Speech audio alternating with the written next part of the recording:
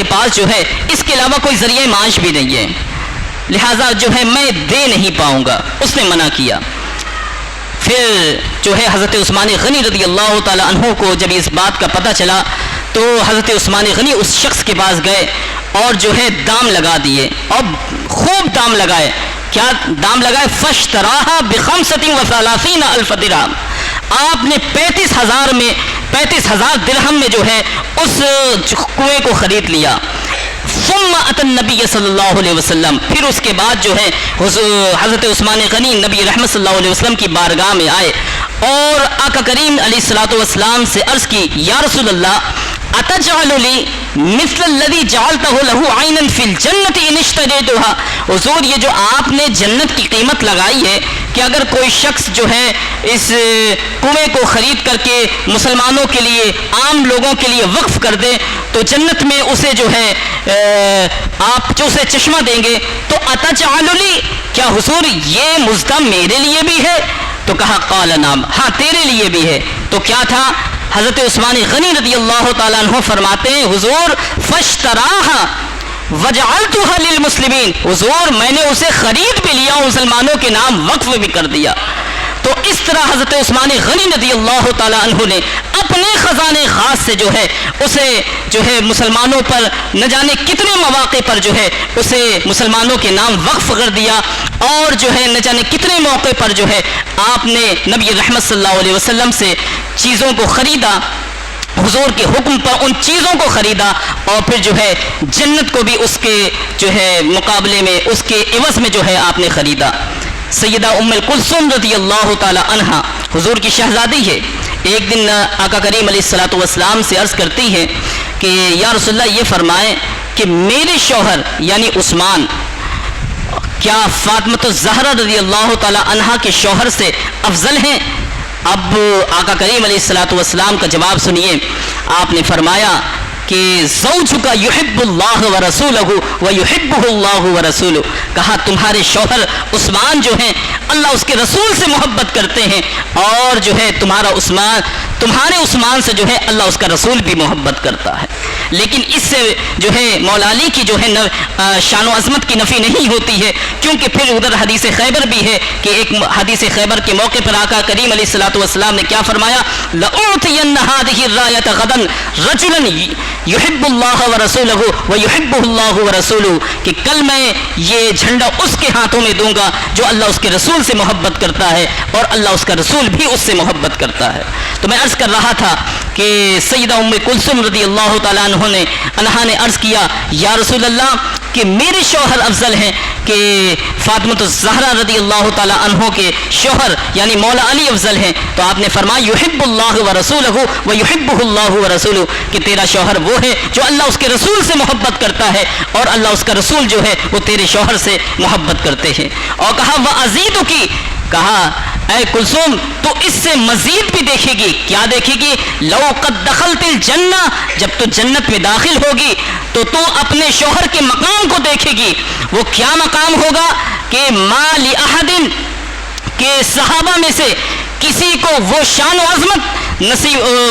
عظمت نہیں حاصل ہوگی، اور اللہ تبارک و تعالیٰ تیرے شوہر کو جنت میں وہ مقام عطا کرے گا کہ صحابہ میں سے، میرے صحابہ میں سے کسی کو بھی اس منزل پر، اس مقام پر اللہ تبارک و تعالیٰ وہ مقام عطا نہیں کرے گا۔ تو وہ خاص مقام جو ہے سید عثمان غنی رضی اللہ تعالیٰ عنہ کو اللہ تبارک و تعالیٰ جنت میں عطا کرے گا۔ لیکن یہ اللہ کی عظیم نعمت جو حضرت عثمان غنی رضی اللہ تعالیٰ عنہ کی صورت میں تھی، لیکن امت نے جو ہے اس کی قدر نہ کی، اور پھر جو ہے اس ناقدری کی بنا پر جو پھر آپ کی شہادت کے بعد جو مسلمانوں میں انتشار پیدا ہوا ہے، اس کی ایک اپنی ایک لمبی داستان ہے، اور قیامت تک جو ہے وہ انتشار ہونے ہیں۔ بلکہ نبی رحمت صلی اللہ علیہ وسلم نے ارشاد بھی فرمایا، کہا کہ اے عثمان کہ جب بلوا ہوگا تو لوگ تیری عزت کی قمیص کو اتارنا چاہیں گے،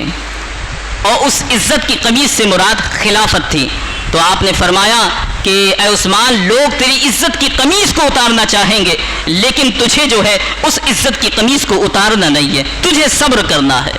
حضرت مرہ بن کعب کہتے ہیں کہ مجلس نور لگی تھی اور صحابہ کا جھرمٹ تھا، نبی رحمت صلی اللہ علیہ وسلم تشریف فرما تھے، دیکھا کہ ایک شخص جو ہے سر پر کپڑا ڈالے ہوئے گزرا، تو آقا کریم علیہ الصلوۃ والسلام نے ارشاد فرمایا کہ یہ جو شخص سر پہ کپڑا ڈالے ہوئے جا رہا ہے، کہا کہ جب بلوا ہوگا تو یہ شخص جو ہے حق پر ہوگا۔ تو مرہ بن کعب کہتے ہیں رضی اللہ تعالی عنہ، آپ فرماتے کہ مجھے تجسر ہوا کہ آخر یہ شخص کون ہے، کام میں دوڑا اور جو ہے میں نے جا کے دیکھا تو حضرت عثمان غنی رضی اللہ تعالی عنہ تھے، اور میں نے ان کے چہرے کو حضور کی جانب پھیرا بھی، کہا حضور یہ عثمان جو ہے حق پر ہوں گے؟ تو کہا ہاں یہ شخص جو ہے وہ جب بلوا ہوگا تو حق پر ہوگا۔ آپ دیکھیں امت کا جو سب سے بڑا فتنہ ہے اور جو سب سے بڑا منافق ہے وہ عبداللہ بن ابی ہے، یہودی۔ اس کو یہ مسلمانوں کی چیز راس نہیں آئی،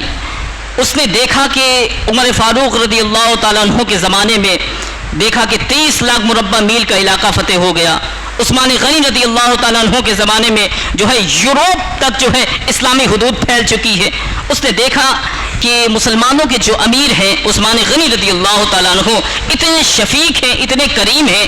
کہ جو ہے ان کو کیسے بھی جو ہے پھنسایا جا سکتا ہے، اور آپ اتنے شفیق اتنے کریم کہ اگر آپ گفتگو فرما رہے ہوتے دوران میں اگر کوئی شخص یہ کہہ دے کہ حضور ایسا نہیں ہونا چاہیے تو آپ فوراً فرماتے اچھا پھر کیا ہونا چاہیے۔